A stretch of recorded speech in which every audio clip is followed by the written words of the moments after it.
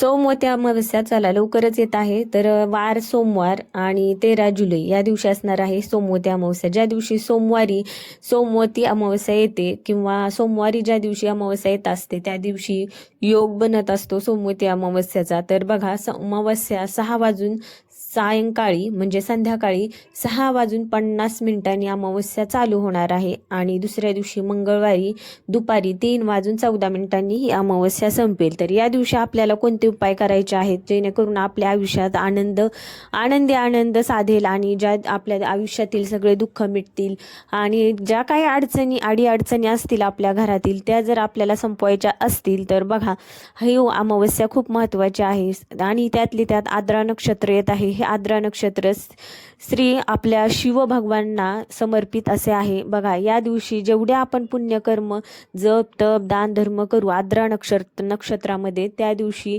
जेवढे काही जप तप दान धर्म केलेले आहे ते आपल्याला अक्षय पटीने फळ देणारे असते. त्यामुळे हे नक्षत्र आपल्याला अजिबात विसरायचे नाही, याचा पुरेपूर लाभ घ्यायचा आहे.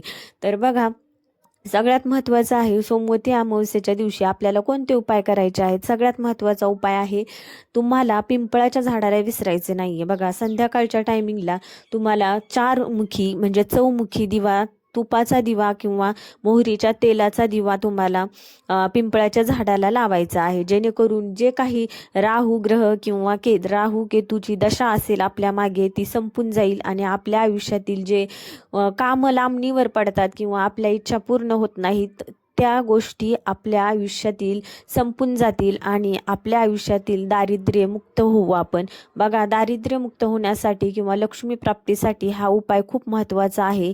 पिंपळाच्या झाडामध्ये लक्ष्मीचा वास तर असतोच, पण त्रिदेवांचा देखील वास असतो. त्यामुळे पिंपळाच्या झाडाला दिवा लावणं, तुपाचा किंवा मोहरीच्या तेलाचा दिवा लावणं खूप महत्त्वाचं मानलं जातं. त्यानंतर आहे पितृतर्पण. बघा, सोमवती अमावस्या दुपारीच चालू होणार आहे. त्यामुळे या दिवशी तर श्राद्ध करणे म्हणजे पितरांना तर्पण करणे हे काही जमणार नाही, पण दुसऱ्या दिवशी मंगळवारी तुम्हाला पितृतर्पण करायचे आहे.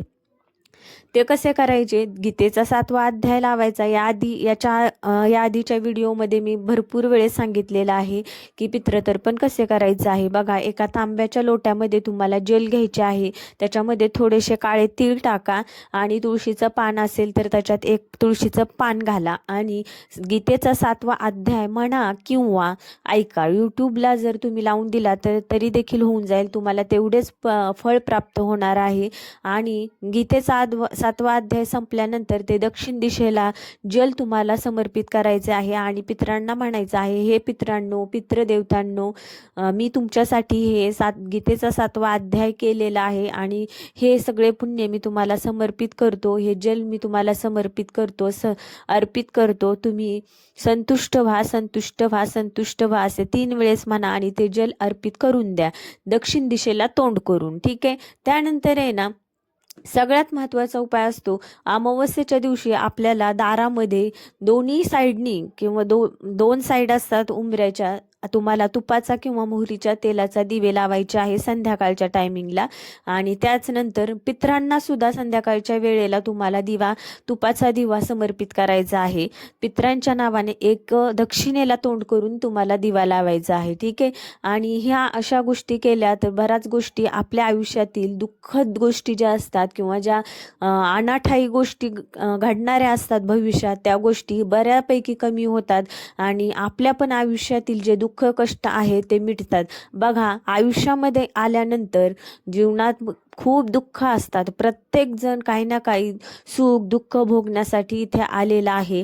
त्यामुळे आता भोग तर भोगायचेच आहेत प्रत्येकाला, पण हे भोग कमी कसे करता येतील हे बघायचं आहे. आणि हे छोटे छोटे उपाय करून बऱ्याच गोष्टी सार्थक होतात आणि बऱ्याच गोष्टी मार्गी लागतात. त्यामुळे हे छोटे छोटे उपाय करा तुम्ही. आणि आद्रा नक्षत्र जे आहे ते चालू होणार आहे 13 जुलै सोमवारी 5 वाजून 41 मिनिटांनी सकाळी ते दुपारी 6 वाजून 49 मिनिटापर्यंत म्हणजे संध्याकाळचाच टाईम आहे.